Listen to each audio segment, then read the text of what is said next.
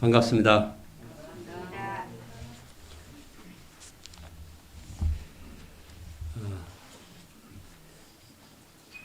우리 교회 즐거운 날이죠? 네, 즐거운 날입니다. 경례의 말씀을 어떻게 전해야지 좋을까?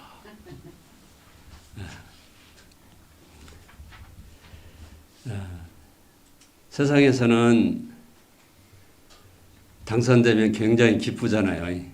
근데 이건 당선이 아니라 공인입니다. 공인. 전에는 내가 조금 말 잘못해도 또 행동을 조금 거칠게 해도 그냥 넘어가요.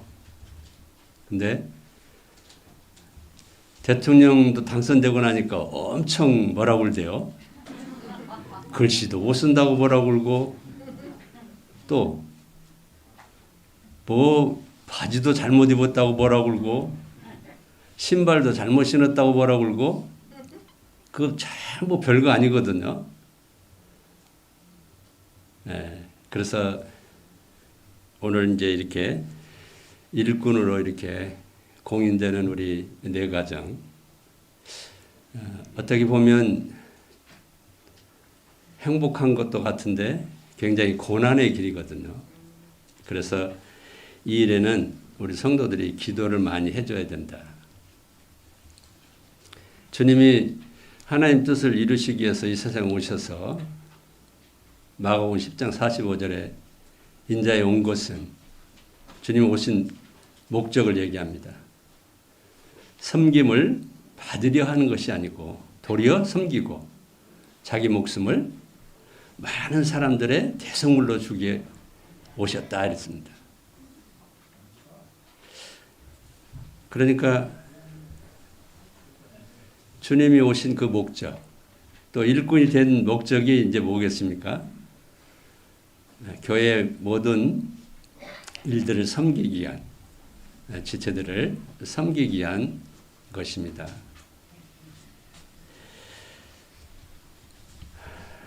그래서 제가 이제 처음 이 일을 시작할 때 저는 교회 앞에 인도자라는 것이 뭔지도 잘 모르고 시작했습니다. 아마 제가 자세히 알았더라면 지금같이 형제님들처럼 자세히 알았더라면 도망가 버렸을 거예요. 저는. 근데 못 모르고 딱 시작을 해서 같이 나아갔는데 저와 함께 섬겼던 우리 성도님들의 사랑으로 제가 잘 견디고 지금까지 이렇게 왔습니다. 그러니까 일꾼들에 세워져서 이제 시작하는 이 일꾼들에게 우리 성도님들에게 먼저 당부를 합니다. 일꾼들을 따라서 합니다. 형사의 눈으로 바라보지 말자. 사랑의 눈으로 끝까지 보자. 당부드립니다. 왜냐하면 저희들이 형사의 눈초리로 늘 바라보는 것이 길들여져 있어요. 그래서 자녀를 키워보신 분들은 잘 압니다. 아들은 아빠가 잘 알아요. 딸은 엄마가 잘 압니다. 근데 옛날에 내 모습이 나오면 정말 화가 나요. 그러니까 나도 모르게 막 아이들에게 격한 말을 하고 이 좋지 못한 말들을 하게 됩니다. 그게 뭐냐면 자기 속의 걸 보여주는 거예요. 이게 우리 성도님들 일꾼들을 바라볼 때 그와 같은 것들이에요. 내 잘못은 그냥 커도 다 조그만하게 그냥 다 감춰버리는데 일꾼들의 잘못은 조그만 거라도 막 크게 부각시키고자 하는 이런 것이 속에 있다는 거예요. 그래서 이런 것들이 없도록 서로 돌아와 사랑과 선행으로 격려하자. 이게 표어가 돼야 돼요.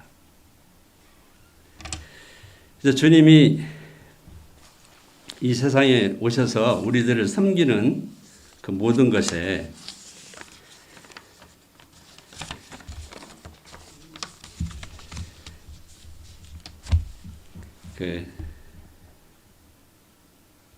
먼저 이렇게 주님이 하신 그 일들을 잠깐 이렇게 한번 보도록 하겠습니다.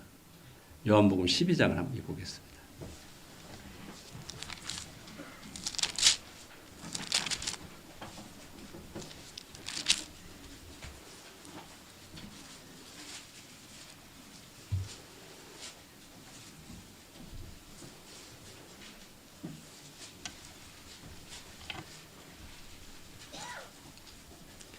(12장) 24절과 26절까지 석절을 함께 읽겠습니다. 12장 24절에서 26절입니다. 시작. 내가 진실로 진실로 너에게 이르노니 한 알의 밀이 땅에 떨어져 죽지 아니하면 한 알 그대로 있고 죽으면 많은 열매를 맺느니라. 자기의 생명을 사랑하는 자는 잃어버릴 것이요 이 세상에서 자기의 생명을 미워하는 자는 영생하도록 보존하리라. 사람이 나를 섬기려면 나를 따르라. 나 있는 곳에 나를 섬기는 자도 거기 있으리니 사람이 나를 섬기면 내 아버지께서 그를 귀히 여기시리라. 주님이 한 알의 밀이 땅에 떨어져 죽지 아니하면 한 알 그대로 있다고 했습니다. 죽으면 열매를 맺는 거예요. 이것은 우리가 식물을 심어본 모든 사람은 잘 알고 있습니다. 식물을 심어서 그 식물이 죽으면, 그 씨앗이 죽으면 다른 열매를, 놀라운 열매를 맺습니다. 그러나 죽지 아니하면 그냥 한 알 그대로 있더라고요. 이제 세상에 예수 그리스도를 믿고 또 저희들이 이렇게 이제 주님을 위해서 사는 사람들이 되었는데 이제 이곳에서 각자의 주어진 은사를 따라서 다 섬깁니다. 특별히 이제 또 그 섬기는 중에 일꾼들로 이렇게 인정되어서 이렇게 이제 교회에서 공포를 하는 거예요. 꼭 예수님 믿으면 천국에 갑니까? 못 갑니까? 못 가는가요? 네. 근데 침례를 받는 이유는 뭘까요? 네, 침례를 받는 이유는 예수님께서 우리에게 그 말씀하셨잖아요. 왜냐하면 예수님의 사람으로 사는데 나도 꺼리낌 없이 당당하게 이제 그 말씀을 따라 살겠습니다 하고 선서하는 거랑 똑같아요. 그래서 이제 이 세상 사는 동안에 이제 우리 성도님들이 세워지는 일꾼들이 살아가면서 이제 섬기는 과정에서 이제 갖춰야 될 몇 가지를 제가 좀 일러주고 싶습니다. 알고 있지만 다시 한번 일러주고 싶어요. 제일 먼저 바울 사도가 믿음의 아들인 디모데에게 그 디모데가 갖고 있는 그것들을 상기시키고 또 디모데에게 막 간절하게 부탁하는 것들이 있어요. 일꾼들이 제일 갖춰야 될 것이 뭐냐면 선한 양심입니다. 내 속에 있는 이 선한 양심을 무디게 할 수도 있고 반짝반짝 빛나게 할 수도 있습니다. 그래서 어느 사람은 길에 떨어진 이론을 주어도 주인을 찾아주고자 하는 마음이 있는가 하면 어느 사람은 이런 가치 없어. 뭐 이거까지 못해. 아무나 훅 던져버릴 수 있습니다. 근데 이때 내 속에 있는 그 선한 양심이 무엇을 말하느냐? 무엇을 말하느냐?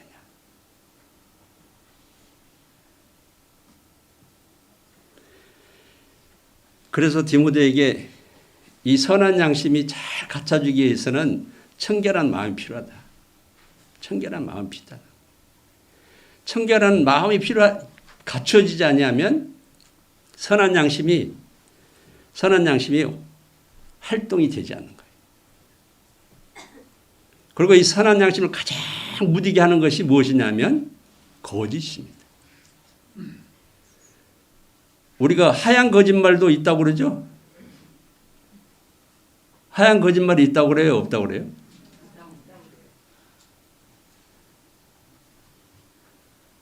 하나님께서는 악은 뭐라고 그래요? 예, 우리 성도님 너무 잘 알고 계셔. 내가 말하지 않아도 다 알고 있는 거예요. 다 알고 있어요. 악은 모양이라도 버리라고 그러는데 우리는 하얀 거짓말을 해도 돼. 이것이 내 속에 이 아주 딱 쳐 있는 하얀 거짓말, 사람을 해롭게 하지 않으니까. 근데 하나님은 그것도 네 양심이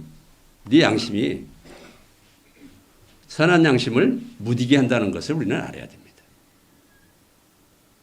그래서 일꾼들에게 정말 이 선한 양심이 묻어지지 않도록 거짓을 버려야 된다. 거짓을 버려야 됩니다.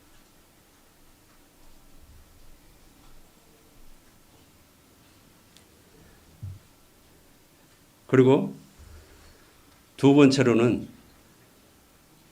일꾼으로서 갖춰야 될 것은 기도입니다. 모든 성도가 기도해야 되죠. 근데 특별히 앞에 인도를 하고 있는 장로들이나 집사들이나 이 가정들이 기도하지 않는다면 교회는 발전이 없습니다. 교회는 흥왕할 수 없어요. 그래서 디모데전서 2장 1절에서부터 기도를 왜 해야 되는지 우리에게 가르쳐주고 있습니다. 왜 해야 되는지.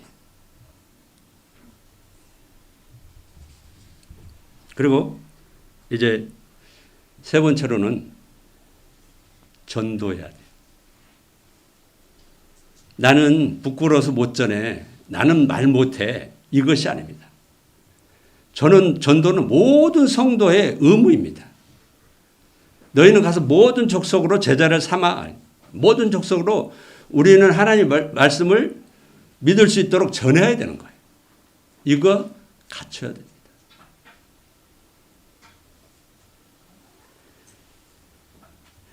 그래서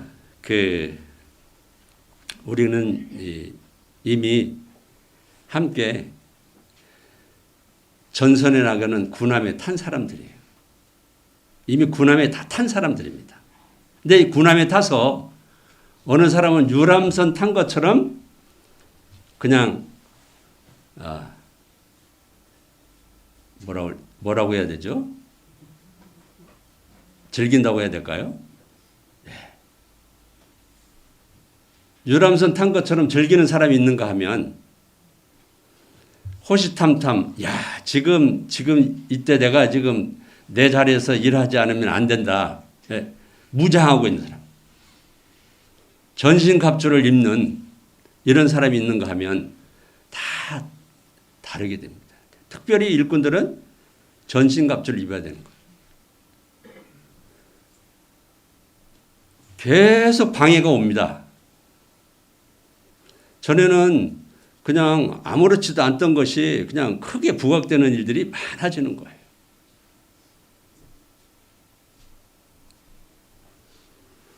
그래서 나는 군함에 탄 사람으로 내 은사가 항해사면 항해사 일을 잘해야 될 것이고 선장이면 선장 일을 잘해야 될 것이고 여러 가지 각 부서에서 자기의 은사를 맞춰서 무장을 잘해야 된다는 거예요. 그리고 잊어버리지 말아야 될 것이 있습니다. 로마서 12장 3절을 함께 보겠습니다.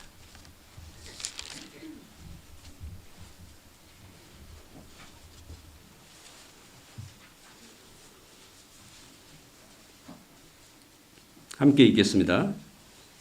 시작.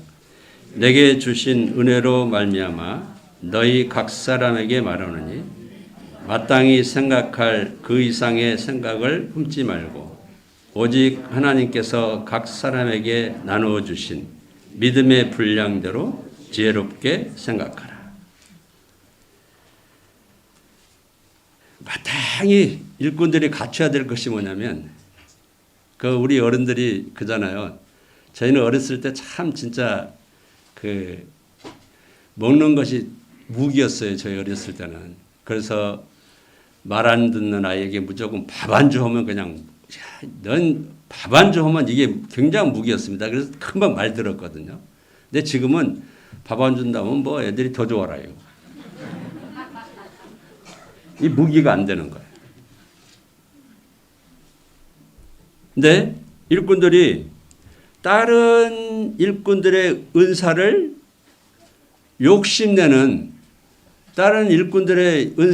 욕심내서 이 자신을 해롭게 할 때가 참 많습니다.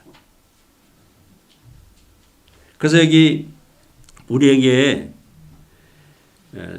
3절 끝부분에 막 부탁하잖아요. 오직 하나님께서 각 사람에게 나누어 주신 뭐예요? 믿음의 분량대로. 믿음의 분량대로. 지혜롭게 생각하라. 지혜롭게 생각하라. 이것을 특별하게 오늘 세워지는 일꾼들이 꼭 마음에 간직하시길 바랍니다. 그리고 제가 이제 이 일을 하면서 성도님들과 함께 이렇게 하면서 하나님이 나를 부르신 것, 택하신 이 목적을 이렇게 보면서 저는 베드로후서 1장을 참 좋아합니다. 그래서 오늘 베드로후서 1장을 함께 보도록 하겠습니다.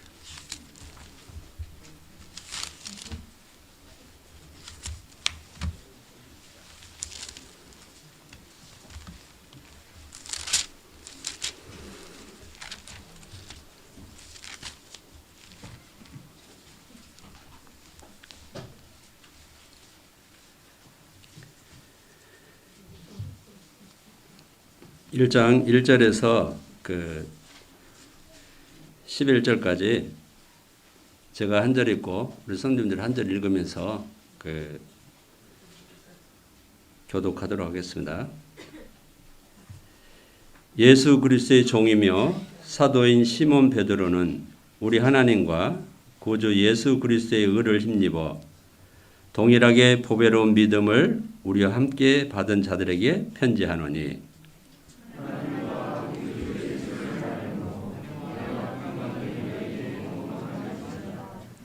그의 신기한 능력으로 생명과 경건에 속한 모든 것을 우리에게 주셨으니 이는 자기의 영광과 덕으로서 우리를 부르신 이를 알므로 말미암음이라.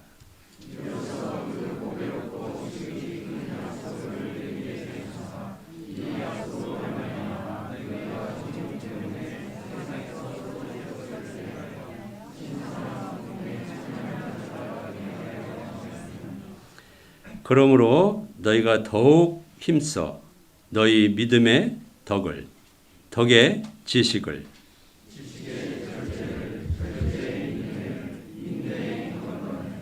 경건의 형제 우애에 사랑을 더하라.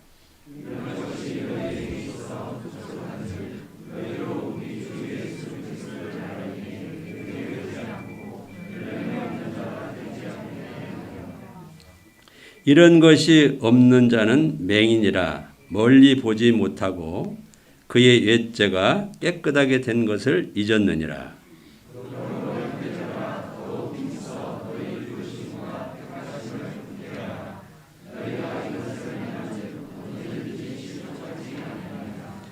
이같이 하면 우리 주 곧 구주 예수 그리스도의 영원한 나라에 들어감을 넉넉히 너희에게 주시리라. 아멘. 네, 사랑하는 성도님들, 세워지는 일꾼을 위해서 저희들이 기도하고 함께 사랑으로 이렇게 서로 격려하고 하는 일들을 우리는 지속할 것입니다. 그래서 이런 것들을 보면서 다른 사람들이 예수님 믿기를 참 잘했다. 또 나는 예수님 믿어야 되겠다는 마음을 갖게 됩니다. 믿음의 앞선 선진도 동일한 이 보배로운 믿음을 소유하고 있는 우리들이 이 보배로운 믿음을 잘 드러낼 수 있고 다른 사람에게 또 잘 전달할 수 있는 것은 자신입니다. 나 자신이 만족하고 나 자신이 즐거워하고 나 자신이 기뻐할 때 이루어지는 것입니다. 내가 만족하지 않고서는 결코 타인에게 넘겨갈 수가 없습니다. 예수님은 우리에게 자신의 멍에를 메고 자신에게 나와서 배우라고 합니다. 그래서 그 예수님에 대해서 우리가 자꾸 알기를 원하고 배우기를 원할 때 내게 점점점 더 큰 무기를 그리스도의 무기를 소유할 수 있는 자가 되는 것입니다. 그래서 그리스도를 아는 지식에서 자라가야 된다는 거예요. 여기 그 4절에 보면 이로써 그 보배롭고 지극히 큰 약속을 우리에게 주사 이 약속으로 말미암아 너희가 정욕 때문에 세상에서 썩어질 것을 피하여 신성한 성품에 참여하는 자가 되게 하려 하셨느니라. 이미 3절에 하나님 우리에게 다 주셨다고 말씀하십니다. 다 주신 것을 이제 그것을 알므로 사용하는 거예요. 요즘에 보면 그 젊은이들은 핸드폰을 이렇게 딱 사면 뭐부터 봅니까? 기능에 대한 매뉴얼을 쫙 보잖아요. 그러죠? 그거 안 보고 근데 나이 드신 분은요? 아이 귀찮아. 저랑 받기만 하면 되지. 그래서 제가 좀 시골에 돌아다녀 보니까요. 우리 어머니 같이 그냥 글씨 그 이름도 못 쓰는 분들이 다 하더라고요. 이름도 왜요? 귀찮아. 근데 어느 분은 잘 쓰는 분이 있어요. 왜 잘 쓸까요? 귀찮아라 하지 않고 배우기를 힘쓰는 사람이 다른 건 그거예요. 귀찮아 하면서 치워버린 사람은 평생 자기 이름도 못 쓰는 거예요. 근데 그냥 배우기를 그 글씨 막 가지고 요즘엔 얼마나 잘 나옵니까? 크게 다 써놓고 그냥 그대로 그리면 돼야. 그잖아요. 그런 것들만 자꾸 그리다 보면 어때요? 그러니까 귀찮아 이러면서 묻어두면요. 우리가 그리스도를 아는 지식에 절대로 자라갈 수가 없습니다. 듣고 자신을 옮기는 거예요. 듣고 따르는 거예요.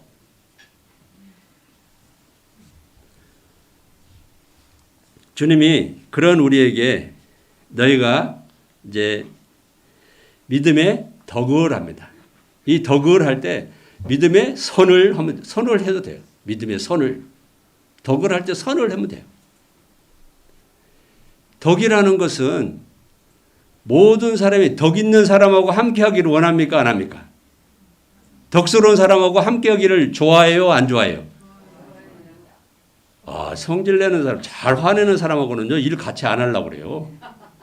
근데 항상 막 더 이렇게 긍정적인 소리하고 이게 좀 좋은 말 하는 사람하고는 막 함께 하고 싶어 하는 거예요.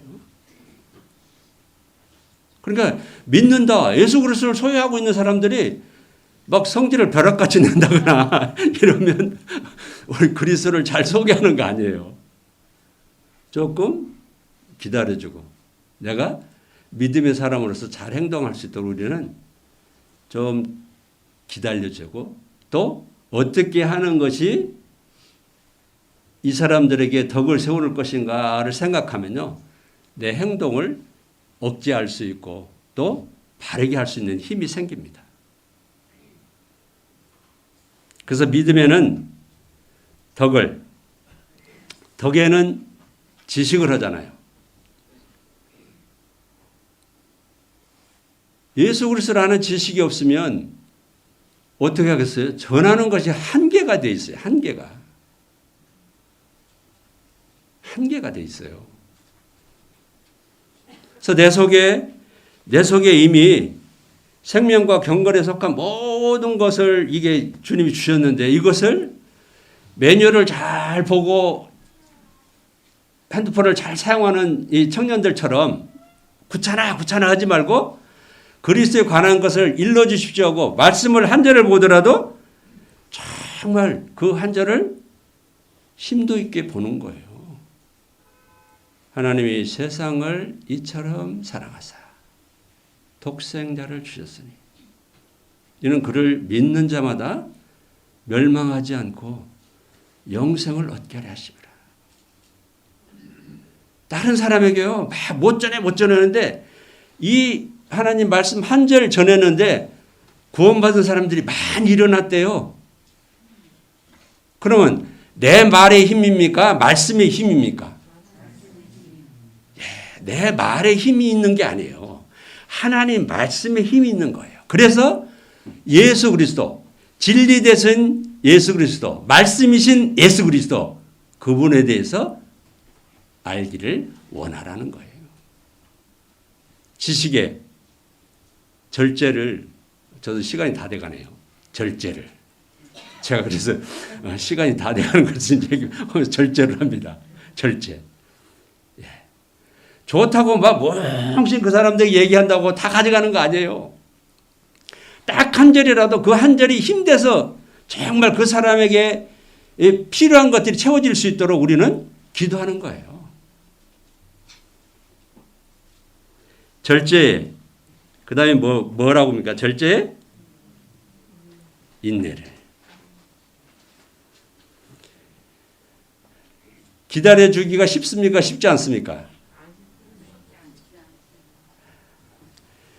나는 교회에 한 5, 6년이 넘게 구도를 했으면서 이제 2, 3년 된 구도 하시는 분에게 막 그냥 얼마나 화를 냅니까? 아이고, 빨리 그것도 못 믿어. 이게 쉬운 것을 막 하면서 막 하는 거예요.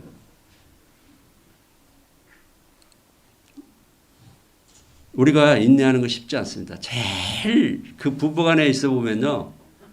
현장님들이 다 준비하고 차에 가서 딱 올라가 있는데 자민들이 금방 와요, 안 와요?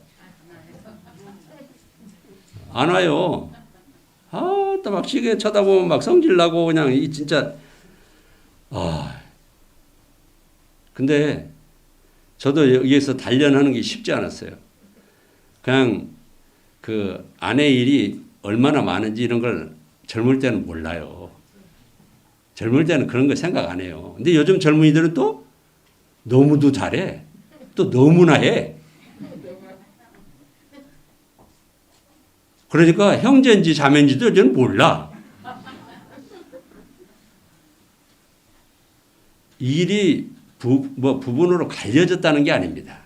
근데 우리가 너무 진짜 인내하지 못해가지고 지금 뭘 어떻게 해줘야 될지 이게 잘 모르는 거예요.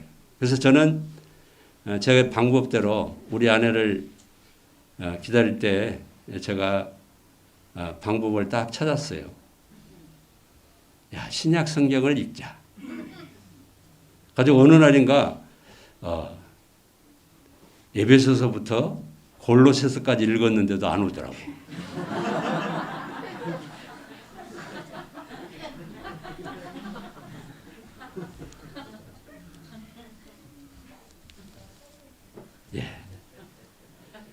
기다려주는데 인내하는데 우리는 이 시간 주님과 함께 있다는 것을 우리 놓치면 안 됩니다. 그렇지 않으면 주님과 함께 한다는 것을 기억했을 때 인내가 되는 거예요.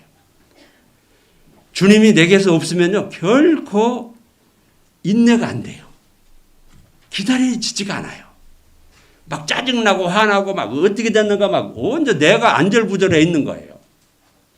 근데 인내라는 것은 저 따라서 한번 해주세요. 나와 함께 주님이 계신다. 나와 함께 주님이 계신다.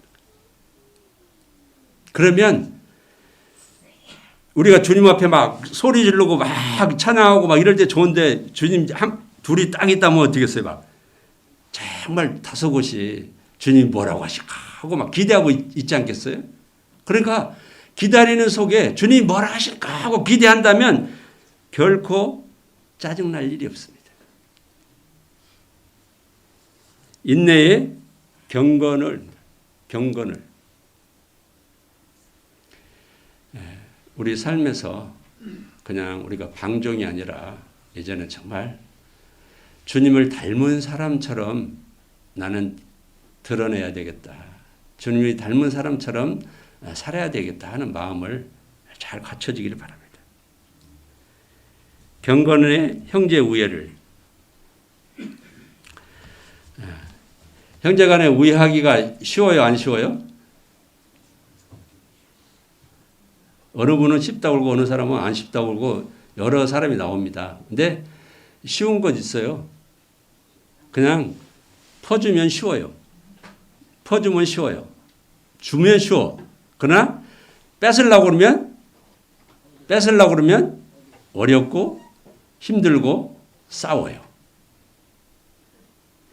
근데 이런 모든 것 위에 이 7가지 모든 것 위에 뭐라고 그러냐면요. 사랑을 더하라. 믿음이 없는 사랑. 사람에게 덕을 세울 수 없습니다. 이 덕에 사랑이 없다면 그냥 덕으로 끝나는 거예요. 사랑이 들어가면 뭐가 되겠어요? 예수 그리스도가 드러나는 겁니다. 이 모든 것에 사랑을 더하라는 것은요. 늘 주님과 함께하는 것을 잊지 마세요. 그리고 주님의 이름으로 한다는 것을 우리는 꼭 내 마음에 갖춰야 돼요. 내가 하는 것이 이게 주님의 이름으로. 근데 축의금 올랐는데 보니까 상대가 알아줘야 되니까 내 이름을 써요, 안 써요?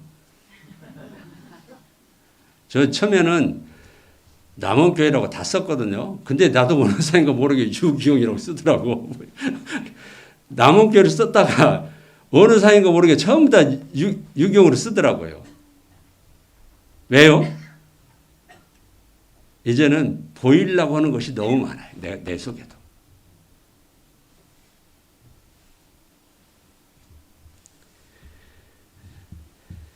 사랑하는 우리 새로 이렇게 시작하는 이제 공인되는 우리 형제 자매님들의 마음을 늘 새롭게 하는 것을 갖추기를 빕니다. 마음을 새롭게 하는 것을 갖추기를 빌어요. 그냥 형식으로가 아니라 늘 마음을 새롭게 한다 하는 마음을 갖추기를 빌어요. 네. 이제 마지막 한 가지만 얘기하고 내려가도록 하겠습니다.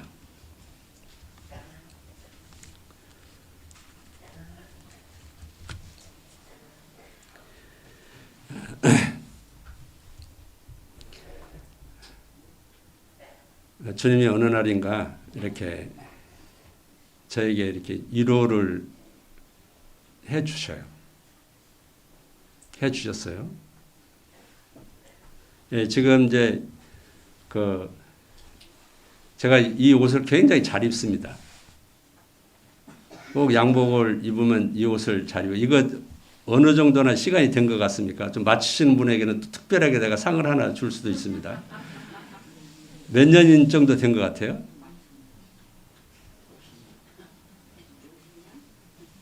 예? 너무 후하시네요. 예.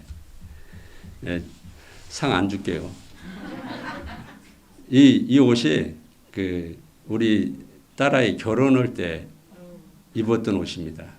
이제 그러면 이제 대충 짐작이 가시죠. 예. 큰 손녀가 지금 중학교 2학년이니까. 예. 근데 그때 제가 옷을 해 입을 형편이 안 돼 있었어요. 근데 멀리 있는 어느 성도가 옷을 해준다는 거예요. 오라는 거예요. 그래서 참 누가 이런 걸 다. 근데 놀랍게도 참 주님은 그때 옷이나 지금 옷이나 입을 때마다 기분이 좋은 거예요. 그 생각이 나는 거예요. 보이지 않는 그 성도가 자기 이름도 밝히지 않고 그냥 그대로 이 전에서 제가 입은 거예요. 그러니까 저는 누구에게 감사하겠어요? 네. 그래서 주 예수의 이름으로 하라는 거예요.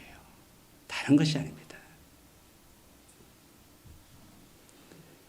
내가 봐서 김충환이가 해줬다면 볼 때마다 김충환이 쳐다보면서 늘 이렇게 얘기를 하는 거예요. 근데 그게 아니라는 거예요.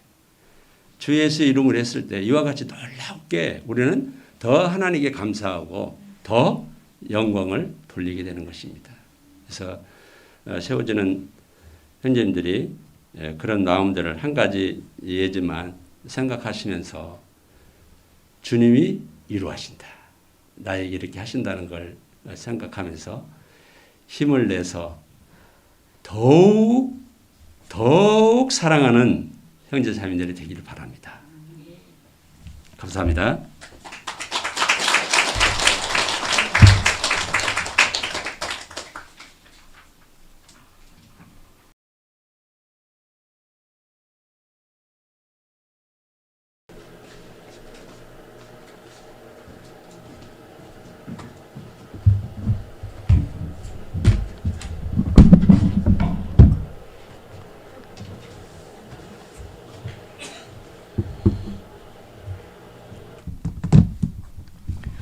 안녕하세요.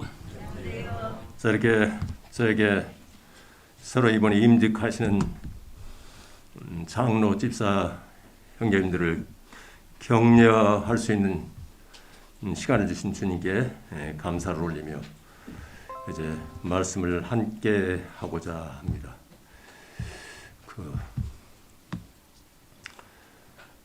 먼저 오늘 이제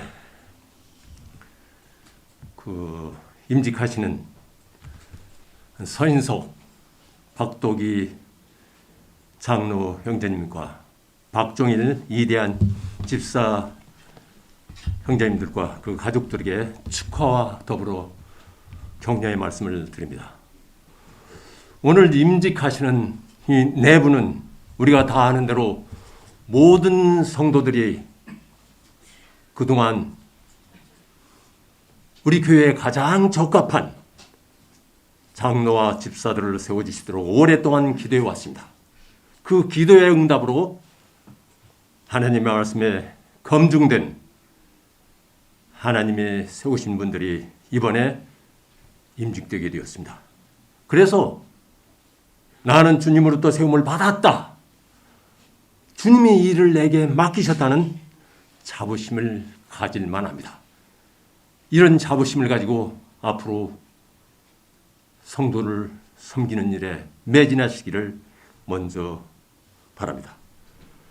먼저 장로로 임직하시는 형제님들과 그 가족에게 말씀을 드리고자 합니다. 이 길은 쉬운 일이 아닙니다. 베드로 사도가 같은 길입니다.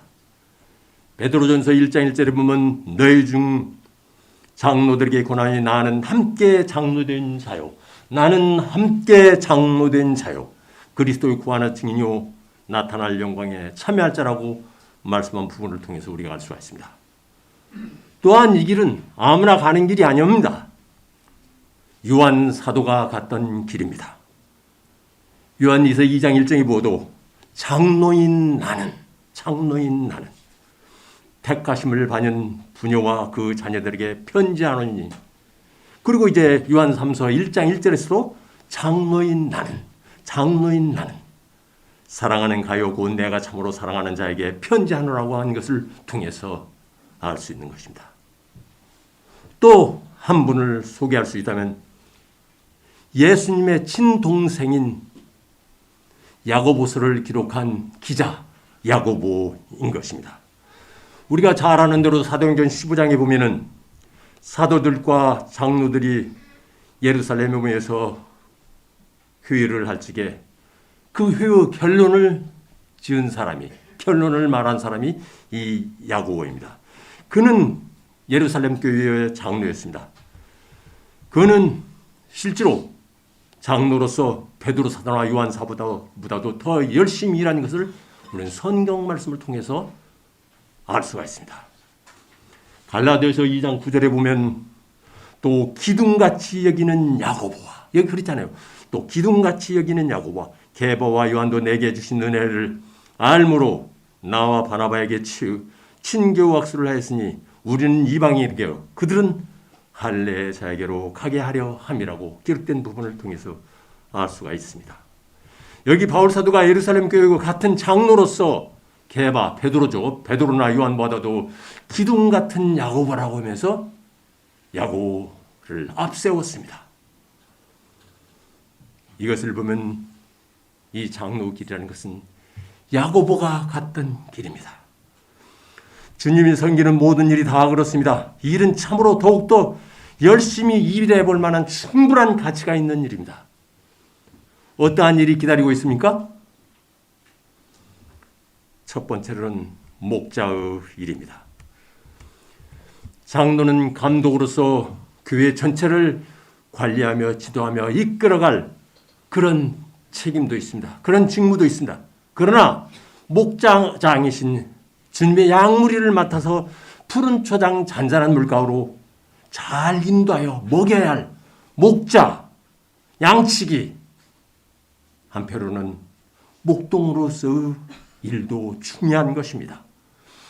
그래서 베드로전서 5장 2절에서 3절에 너희 중에 장로, 너희 중에 있는 하나님의 양무리를 치되 억지로 하지 말고 하나님의 뜻을 따라 자원을 하며 더러운 이득을 위하여 하지 말고 기꺼이 하며 맡은 자들에게 주장하는 자세를 하지 말고 양무리의 본이 되라고 주님 우리에게 분명히 말씀하고 있습니다. 이 일이 어떠한 일입니까? 이 일은 양무리가 좋아서, 양이 좋아서 함께 부둥켜 안고 놀아주며 피리를 불어주며 약한 양은 개별적으로 보듬어 주는 일이라고 저는 생각합니다. 그래서 그렇게 하면 그 양이 자기의 목자를 잘 알아보는 것입니다. 이건 이스라엘에서 있었던 실제의 이야기를 하나 드리겠습니다. 그 팔레스타인 지구 보면 가자 지구라고 그 지도에 이스라엘 지도에 이제 왼쪽으로 그게 가자 지구였습니다. 그 사람들은 이제 팔레스타인들이 거기에 집중해서 삽니다. 어느 때 이제 이스라엘 그 군인들이 한 구역을 정해 놓고 너 거기 들어가서 양을 치면 안 돼. 그렇게 엄포를 줬습니다. 명령을 내렸습니다. 그런데 그걸 무시하고 그 가자 지구에 있는 일부 사람들이 그 가자 지역에서 양을 쳤습니다. 그러니까 이스라엘 군인들이 화가 나서 그 양들을 다 뺏어다가 한쪽으로 모아놨습니다. 그리고 조금 있으니까 어떤 여인이 왔습니다. 이 여인은 베두인 여인이었습니다. 와서 이스라엘 군인들에게 얘기를 하는 거예요. 아니 나는 그곳에 들어가지도 않았고 나는 베두인 여인인데 왜 내 양까지 우리 양까지 다 뺏어갔냐. 그러면 내놓으라고 그렇게 얘기하는 것입니다. 그러니까 이스라엘 군인들이 이 많은 양 중에서 니네 양을 어떻게 알아서 네가 가져갈래? 아닙니다. 내가 우리 양만 딱 골라서 찾아가겠습니다. 그렇게 얘기하는 거예요. 그러면 네가 한번 해봐라. 그렇게 얘기니까 조금 있더니 자기 아들을 데려오는 것입니다. 어느 청년을 데려오는 것입니다. 그러더니 그 청년이 조금 높은 데 가서 뭐라고 계속 지키는 것입니다. 뭡니까? 양의 이름을 계속해서 부르는 것입니다. 그러니까 1년의 양들이 쭉 그 앞에 모이는 것입니다. 그러자 그가 손을 문 쪽을 가르치면서 쭉 나가니까 1년에 한 200여 마리 넘는 양들이 쭉 따라오는 거예요. 이스라엘 군들이 하도 신기해서 못 따라가도록 막 막으니까 어째요? 군인들을 피하여서 그 목자 소년을 따라서 갔다는 이야기가 있습니다. 이건 실화입니다. 왜 그렇습니까? 양은 그의 음성을 듣나니 그가 자기 양의 이름을 각각 불러 인도하여 내느니라. 자기 양을 다 내온 후에 앞서가면 양들이 그의 음성을 아는 거로 따라오되. 그래서 이 일이 참으로 가치가 있는 일인 것입니다. 두 번째는 교사의 일입니다. 우리가 사역의 은사라고 하는 에베소 4장 11절에서 12절에 그가 어떤 사람은 사도로, 어떤 사람은 선지자로, 어떤 사람은 복음 전하는 자로, 어떤 사람은 목사와 교사로 삼으셨으니 이는 성도를 온전하게 하여 봉사 일을 하게 하며 그리스도의 몸을 세우려 하심이라. 어떤 사람은 목사와 교사로 삼으셨으니, 여기 목사라고 번역된 포이맨이라는 단어는 목사가 아니에요. 잘못 번역된 것이에요. 목자예요. 양측이에요. 그래서 우리가 공동 번역에 보면 분명히 이번에는 목자라고 번역을 해두었습니다. 어떤 사람은 은사로 목자의 일을 받은 사람도 있습니다. 나는 우리 교회 청년 중에서 한 청년을 주시하고 있습니다. 내가 볼 때 그건 분명 목자의 은사를 받았습니다. 그러나 이번에 장로로 선임되시는 분들은, 임직하시는 분들은 목자로서 은사를 받았을 뿐 아니라 직임을 주님으로부터 받았습니다. 그래서 그걸 마음에 두셔야 되는 것입니다. 여기 보니까 주목해야 할 것은 사도, 선지자, 복음 전도자는 각각 하나 은사로 여겨지는데, 여기 보니까 목자 은사는 어때요? 목자와 교사로 묶어서 한 사람에게 주어진 것으로 보입니다. 즉 목자는 교사가 되어야 된다는 것입니다. 그래서 우리가 디모데전서 3장 2절에 보면은 장로 자격을 논할 때 거기에서 나왔죠. 장로는 가르치기를 잘하며, 또한 디모데후서 2장 24절에도 장로들은 가르치기를 잘하며라고 말씀하시고 있는 것을 볼 수가 있습니다. 이것은 말씀으로서 양무리를 잘 먹이는 것입니다. 사실 우리가 가축 키우는 사람들의 말을 들어보면 가축들은 잘 먹이기만 하면은 잘 자라고 잘 크고 새끼도 잘 낳고 번성한답니다. 김종선 형제님 맞습니까? 그게 끄떡끄떡하네. 그렇습니다. 가축은 잘 먹이면 잘 자라고 번식을 많이 하는 것입니다. 이와 같은 것입니다. 양무리를 잘 먹이는 것이 푸른 초장 잔잔한 물가로 인도하여 좋은 꼴을 찾아 먹이는 것과 같은 것입니다. 사실 이 일은, 장로의 일은 참으로 어려운 일입니다. 어떤 때는 내 팽개쳐버리고 싶고 그만두고 싶은 생각이 하루에도 몇 번씩 일어날 수 있습니다. 그러나 이 길 끝에는, 자, 베드로전서 5장 4절에 그리하면 목자장이 나타나실 때 시들지 아니하는 영광의 간을 얻으리라고 말씀하시고 있습니다. 옛날 그리스나 로마에서는 경기에 우승한 자에게 어떻게 합니까? 면류관을 줍니다. 그 면류관은 어떻게 합니까? 시간이 지나면 시들어 버립니다. 그러나 주님이 오셔서 자기의 양무리를 잘 본 자들에게 주실 상급은 영원히 시들지 않는 영광의 면류관이 준비되어 있기 때문에 이 일은 참으로 장로는 해볼 만한 가치가 있는 것입니다. 이 상은, 영광의 면류관은 장로 형제들에게만 약속된 상급이라고 성경학자들은 말하고 있습니다.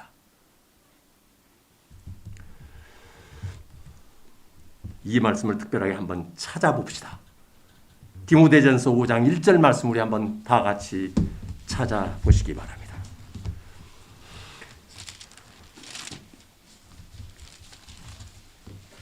왜 찾아봤어야 할까요? 이 말씀 우리가 한번 다 함께, 디모데전서 5장 17절 말씀입니다. 5장 17절 말씀 다 같이 우리 한번 큰 소리로 성도들이 어떠하게 장로들을 대할 것에 대해서 주신 말씀입니다. 다 찾으셨어요? 예, 같이 한번 읽어봅시다. 시작. 다 다스리는 장로들은 패나 존경할 자로 알되 말씀과 가르침에 수고하는 이들에게는 더욱 꾸리할지니라. 뭐요? 배나 존경할 자로 알라고 우리에게 주님 분명하게 말씀하시고 있습니다. 이번에 이제 임직하시는 형제, 집사로 임직하시는 형제 자매들과 그 가족들에게 다음 말씀을 이어가겠습니다. 흔히 우리가 이제 그 장로라고 하면 제가 좀 봤어요. 프레스비테라고 해서 존엄과 성숙과 존경의 뜻을 가진 직위를 나타내는 것이에요. 장로라고 프로스비테라. 그건 직이라는 것은 어떤 것이냐면 직무상 부여진 행정적 위치, 그걸 나타내는 것이에요. 그리고 이제 감독을 에피스코폰이라고 합니다. 에피스코폰. 이렇게 얘기했자는 직무를 나타내는 거예요. 직무라는 것은 직책이나 직무상 맡겨진 임무를 나타내는 것입니다. 장로는 이 가지 직위와 직무가 함께 있는 것입니다. 그런데 집사는 그냥 디아스코노라고 그렇게 했습니다. 왜 제가 이 말을 쓰냐면 그 헬라어로 쓰냐면 큰 의미가 있기 때문입니다. 왜 우리말에 자벌집자와 일사자를 써서 집사라고 했는지 저는 잘 모르겠어요. 그런데 우리말의 뜻은 어떤 뜻이 있습니까? 주인 옆에 있으면서 그 집일을 맡아보는 사람이 집사인 것입니다. 이는 직이나 직무가 전혀 구별되지 않는 것입니다. 그래서 우리 성경에 섬기는 자, 일꾼, 사역자, 집사라고 이렇게 번역되어 있는 것들을 우리가 볼 수가 있습니다. 그러나 이 단어를 우리가 지있게 보면은 놀라운 것을 하나 발견하게 됩니다. 어떤 것이에요? 이 단어는 실제로 디아코노스라는 단어는 성경에 28회 사용되었습니다. 그 중에서 이제 8번은 복음서에서, 그 다음에 20번은 바울 사도가 쓴 서신서에 기록을 했습니다. 그런데 그 중에 6회, 고린도서 3장 5절에는 사역자라고, 고린도후서 6장 4절과 11장 23절과 에베소 3장 10절과 골로새 1장 23절과 25절에는 일꾼이라고 총 6번을 사용을 했는데 그 단어가 어떤 사요? 바울 사도가 바울 자신을 말할 때 사용했던 단어인 것입니다. 이 디아코노스라는 단어가. 이를 보면 집사라는 이 길은 사실은 바울 사도가 일꾼으로서 걸어간 길인 것입니다. 그래서 이 집사라는 일이 중요한 것입니다. 우리가 또 하나님 말씀에서 보면은 사도행전 7장에 스데반 집사가 나옵니다. 우리가 사도행전 4장 12절을 보면 이런 말씀입니다. 하나님의 말씀은 살았고 운동력이 있어 좌우에 날선 어떤 것보다도 예리하여 혼과 용과 및 관절과 골수를 찔러 쪼개기까지 하며 또 마음의 생각과 뜻을 감탈하시나니. 이런 말씀을 통해서 유대인들의 강박한 마음을, 못된 마음을 찔러 쪼개버렸습니다. 그러므로 해서 이들이 이를 갈게 되었습니다. 그래서 결국은 순교하게 되었습니다. 제가 생각하기로는 아마 인류 역사상 가장 위대한 메시지라고 저는 생각합니다. 그뿐 아니라 구약 성경을 완벽하게 요약 표현한 설교 말씀이라고 저는 생각합니다. 이 길을 스데반 집사가 갔습니다. 집사님들이 가야 할 길입니다. 또 한 분은 사도행전 21장 8절에 나오는 사람입니다. 어떤 사람입니까? 바울 사도가 예루살렘에 갔을 적에 가이사라에 있는 전도자 빌립의 집에 머물렀다고 그렇게 말씀하고 있는데 그는 초대교회 7 집사 중에 한 사람입니다. 우리가 이제 사도행전 8장에 보면 사마리아인들에게 전도를 했습니다. 또 이디오피아 내시에게 전도를 했습니다. 또 아소도에서 가이사라까지 가면서 복음을 전했다는 기록을 볼 수가 있습니다. 그렇다면 이는 어떤 게요? 전도 사명을 가진 집사 일꾼이었습니다. 누가? 빌립. 위에서 본 바와 같이 개인적으로 집사들이 걸어갔던 길과 우리가 사도행전 6장에 보면 사도들이 잘못했던 일을 집사들을 세워서 맡겼던 기록을 볼 수가 있습니다. 공급하는 길. 이후에는 우리가 이제 그 성경에서 집사들의 일을 이렇게 찾아보기가 쉽지 않습니다. 거의 없는 것 같아요. 그러나 이 말씀을 통해서 우리가 교훈받을 수 있는 것이 있습니다. 말씀이 없지만 감독들은 영적인 일에게 책임이 있어서 나타나는 일들을 했다면 집사들은 나타나지 않는, 보이지 않는 곳에서 교회 생활과 관련된 직무들을 잘 수행했습니다. 물질적으로 뿐 아니라 봉사와 섬기님의 일을 잘 했기 때문에 기록할 필요가 없었던 것입니다. 만일 우리가 역으로 생각할 적에 사도들이 이제 그 사도행전 6장에서 헬라파 과부들을 잘 공개했다면 어떻게 해요? 사도행전 6장에 그걸 기록할 필요가 없었던 것입니다. 그러면 집사들도 없었죠. 우리가 이제 그 앞에서 보면은 아나니아 삽비라가 사도행전에 기록해 있어요. 만일 아나니아 삽비라가 그런 짓을 하지 않았다면 기록할 필요가 있을까요? 없는 것이죠. 우리의 교훈을 남기기 위해서 그런 것들을 기록했습니다. 그러나 집사들은 보이지 않는 곳에서 맡겨진 일을 잘 감당했기 때문에 실제로 성경에 기록할 필요가 없어서 역으로 기록이 없는 것들을 우리가 알 수 있습니다. 저는 그렇게 분별을 하고 생각합니다. 이 말씀은 제가 4년 전 집사의 임직식에서도 말씀을 드린 말씀입니다. 디모데전서 3장 11절에 보면 이런 말씀이 있습니다. 집사 자격을 말하면서 여자들도 이와 같이 정숙하고 무함하지 아니하며 절제하며 모든 일에 충성된 자라야 할지니라. 그런 말씀을 집사의 자격에 사유를 했습니다. 우리는 이 여자들을 집사의 아내로 보는 사람 등에 속합니다. 장로들의 아내에 대해서는 왜 전혀 분별이 없는데 왜 집사들을 얘기할 적에는 아내들의 어떤 것에 대해서 얘기를 했을까요? 이건 한번 생각해 볼 만한 충분한 가치가 있는 것입니다. 이는 하나님께서 지역교회를 하나님의 지혜로 교회의 이론을 어떻게 해요? 형제 참회로 어떤 데는 식구들로 지체라고 그렇게 표현하고 있는 것을 볼 수가 있습니다. 이는 우리 교회는 한 가정인 것입니다. 그렇다면 교회라는 가정 중에서 집사 위치는 어떤 위치입니까? 장로들이 교회의 가장, 집의 가장이라고 할 것 같으면 집사들은 어떻게 돼요? 집의 가정 주부인 것입니다. 그래서 엄마의 심정으로 교회를 잘 살피라고 집사의 자격에는 이걸 넣은 거라고 생각해요. 그뿐 아니라 주부로서 교회의 살림을 잘 꾸려 나가야 하는데 사실 남자 형제님들이 가사 일을 해봤어야죠. 경험이 없어. 그러니까 어떻게 해요? 아내 된 자매들의 도움이 필요하기 때문에 집사의 자격을 말하면서 거기에 집사의 아내들에 대해서 어떤 자가 되어야 하는가 표현을 넣습니다. 아멘입니까? 아멘. 맞습니다.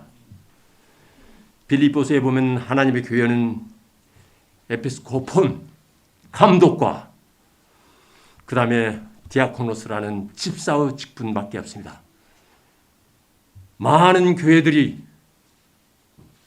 목사, 그 다음 전도사, 권사, 권찰 이거 아닙니다. 이거 성경 말씀에 하나님 말씀에 없는 직무와 직위들입니다.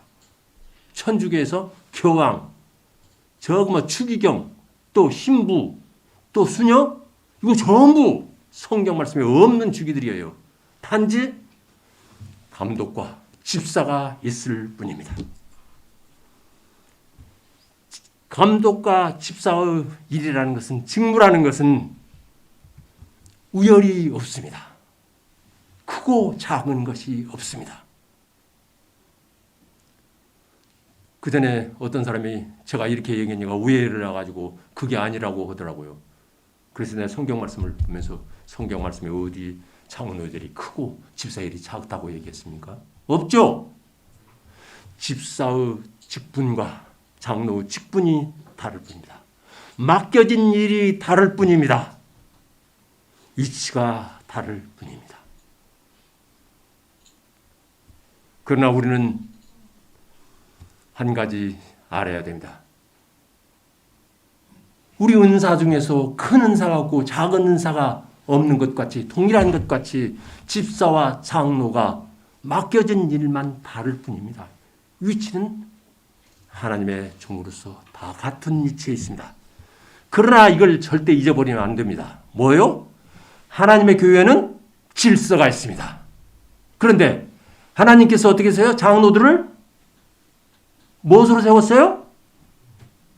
금방 얘기했잖아요, 제가요. 감독으로 세웠어요. 감독. 하나님의 장로들을 하나님의 교회 감독으로 세웠어요. 그렇기 때문에 집사들은 감독된 장로들의 지휘 아래 있어야 됩니다. 그들에게 순종해야 됩니다. 이것이 하나님의 교회의 원칙인 것입니다. 이걸 모르는 사람들이 많은 교회들을 멍들게 하는 것들을 우리가 일상생활에서 볼 수 있는 것입니다. 집사님들 이 일을 하다 보면은 다른 형제님들에게 조심이 됩니다. 또 어떤 때는 잘못 처리했다고 아이고 저 따위로 처리했어. 육신적으로 힘들 때도 있습니다. 난 어떤 형제님 집사 일을 하면서 막 닦고 뭐 이렇게 교회 뭐 손보고 뭐 그런 걸 볼 적에 참 힘들게 이런다. 나 같으면 에이 못하겠네 집어쳐버리지. 내가 무엇 때문에 이 짓을 하는가 후회될 수도 있습니다. 그러나 집사에 대한 보상을 보면 집사들은 지상에서 현재 섬기는 교회에서 보상이 약속되어 있는 것을 아시기 바랍니다. 디모데전서 3장 17절에 분명하게 말씀하고 있죠. 집사의 직분을 잘한 자들은 아름다운 지위와 그리스도 예수 안에 있는 믿음의 큰 담력을 얻느니라. 그렇게 기록하고 있습니다. 이에 대해서 성경에서 말하는 인도자들, 또 성경에서 말하는 장로직, 성경에서 말하는 집사직이라는 책자를 쓴 알렉산더 스라우크라는 형제님은 아름다운 지위에 대해서 이렇게 얘기하고 있습니다. 교회에서 아주 영향력 있는 위치, 성도들에게 존경받는 위치라고 그렇게 말하고 있습니다. 이 아름다운 지위를.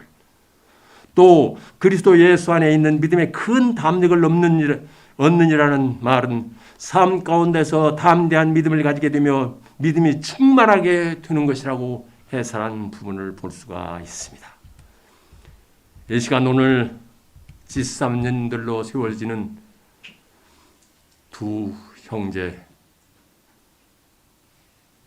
또한 그 가족들에게 이제 우리 남은 서문교회에서 아주 영향력 있는 위치와 성도들에게 존경받는 위치에 이르기를 축원하며 삶 가운데서 담대한 믿음을 가지며 믿음의 충만한 가정으로 세워지기를 축원합니다.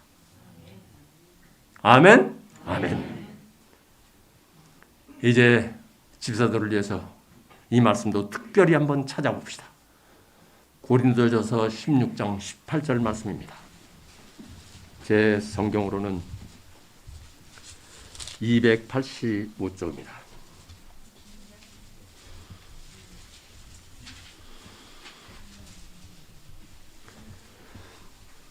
다 찾으셨어요? 285쪽이네. 제 성경은 고린도전서 16장 18절 말씀 우리 다 같이 한번 읽어봅시다. 시작. 그들이 나와 너희 마음을 시원하게 하였으니 그러므로 너희는 이런 사람들을 알아주라.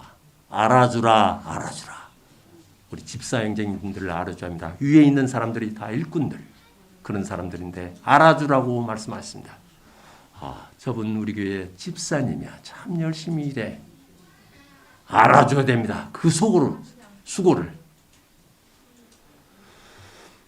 제가 이제 이 말씀 위에 시간이 허락한다면 우리 장로님들의 분담 사역에 대해서 좀 얘기를 하고 싶지만 저에게 맡겨진 시간이 20분만 하래요.